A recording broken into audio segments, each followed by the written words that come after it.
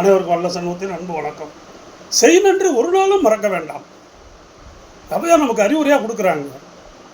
ஒருத்தர் செய்த நன்றியை அது எப்படிங்க மறக்கிறது? நம்ம எவ்வளவோ துன்பப்பட்டு துயரப்பட்டு நம்ம இருந்த காலத்தில் அவங்க அந்த உதவி செஞ்சு நம்ம மேலே வந்திருக்கிறோம். அந்த படிப்புக்கு உதவி செஞ்சுருக்கலாம், தொழில் முன்னேற்றத்துக்கு உதவி செஞ்சுருக்கலாம், மன ஆறுதலுக்கு உதவி செஞ்சுருக்கலாம், வைத்தியத்திற்கு உதவி செஞ்சுருக்கலாம்.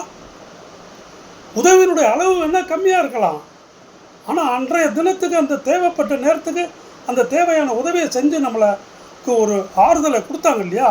அதை எப்படிங்க மறக்கிறது? நம்ம மனுஷன் தானே, நமக்கு ஆறறிவு கொடுத்துருக்கு.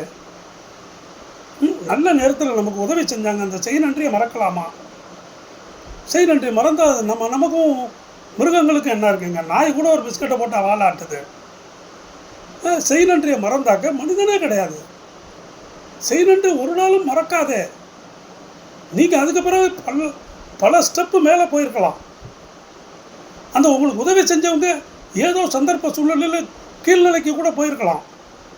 அதனால் ஏளனப்படுத்தக்கூடாது, ஏளனமாக நினைக்கக்கூடாது, செய்த நன்றியை மறக்கக்கூடாது.